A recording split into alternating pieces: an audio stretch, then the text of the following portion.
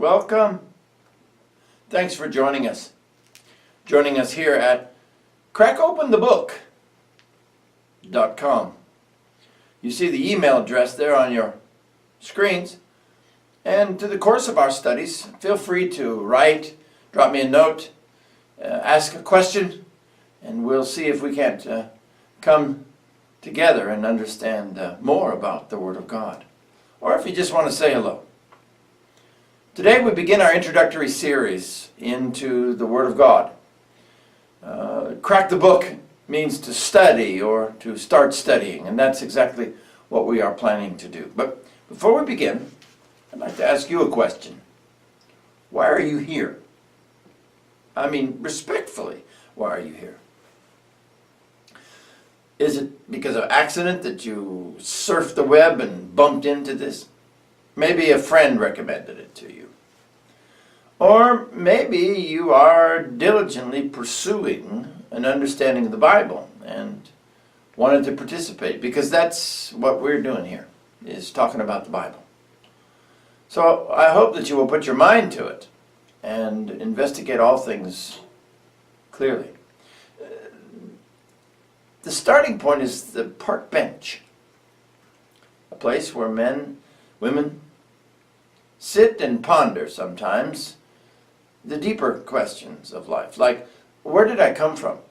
And what's my reason? What am I doing here? And finally, where am I going? What's my destiny? Pontius Pilate spoke to Jesus in this way when he said, "What is truth?" We're looking for the truth. Mankind is looking for the truth on these three questions. And without a doubt, there are a lot of sources. Media, friends, culture, family, all with their own respective answers to these questions. We have much to consider because of the seriousness of this issue. Consider the following. The concept of death. This Greek philosopher said death is not the greatest of evils. It is worse to want to die and not be able to. How about this one from a more recent author? Nothing can happen more beautiful than death. I'm not really sure if that's true. But a more modern rendition from an artist: I'm the one that's got to die when it's time for me to die, so let me live my life the way I want to. There's some truth in that. You do get to choose. We all get to choose. But we are not free from the consequence of our choice. In our world today, this seems to be the most prominent philosophy concerning death. That is, when you're dead, you're dead. That's it. Vamos. Finish. Well, if that's true, then life really doesn't have much meaning. Here today, gone tomorrow. But it certainly is a sharp contrast between the biblical reckoning of death. For it says, it's appointed unto men to die once. Then comes judgment. Judgment, you say? Judgment between what? Well, simply put, judgment between heaven and hell.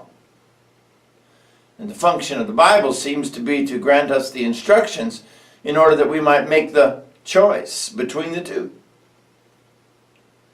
Consider what the writer of the Revelation said as he pictured the vision clearly in his mind when he said, "And I saw the great white throne and him who sat upon it.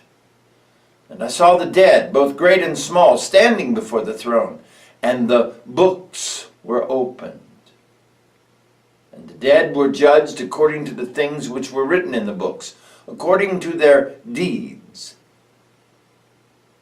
And another book was opened, the book of life. And anyone's name who was not found written in the book of life was thrown into the lake that burns with fire, the second death." I think that C.S. Lewis got it right when he said, Christianity, if false, is of no importance.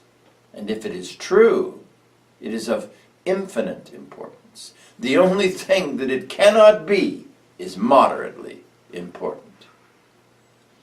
Consider also the idea that so many groups, so many individuals, all raising the Bible in triumph and declaration, say they believe the Bible and they teach the Bible. Well, if that is true, then why do we have so many different practices?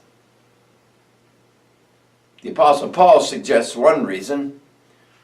I mean that each one of you is saying, I am of Paul, and I am of Apollos, and I am of Cephas, and it's become a popularity contest, following men and not the Word of God. While the Bible, on the other hand, in Ephesians 4, makes it very clear that there's one body and one Spirit, one immersion, one God and Father, all of these things, just one.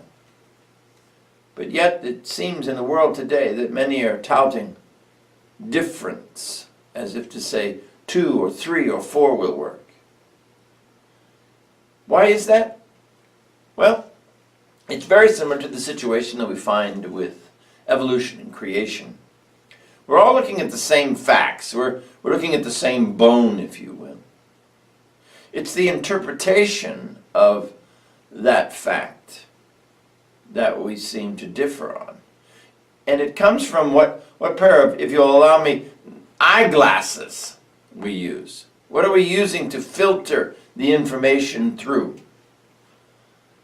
The purpose of this, an upcoming series, is to look through the eyes of the Bible, for us to be clear in our understanding that it is the Bible that helps me to interpret the world around me. There was a popular television program in the 1960s called Dragnet. And in that, the major character would oftentimes interview the people who witnessed or were part of a crime. And as they began to ramble here and there, he would simply just interrupt them and say, "Just the facts, ma'am. Just the facts." Well, let's take a look at some of the facts so far. Number 1. Hebrews 9:27 clearly states that it's appointed for men to die once, and then comes judgment. The Bible also indicates that that judgment will be according to the standard as found in the books, and the books being the Bible themselves. And finally, not everybody can be right, as Matthew 7:21 says. Not everyone who says to me, "Lord, Lord," will inherit the kingdom of heaven. So we have 3 clear biblical passages, 3 statements of fact. And because God cannot lie and He's not a God of confusion, these 3 truths will always be true. So what's at stake? I mean, really, what's at stake here? Well, heaven or hell? It's very simple. The text has made it clear, and we have cracked open the book, beginning to look into these deep things of God. But God calls to us in a way that I think we can grasp when He says, "Come now, let us reason together." Isaiah chapter 1. And that's what we're going to do. We're going to reason.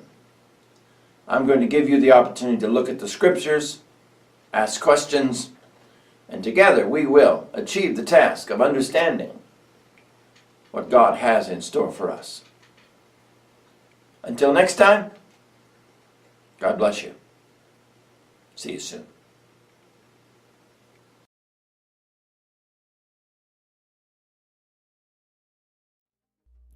This has been a Batteiger Godbolt production. For more information or to ask a question, please feel free to contact us at crack.open.the.book@gmail.com. You can also visit our YouTube channel, Crack Open the Book, at youtube.com. And don't forget to follow us so you never miss an opportunity to have a conversation about truth.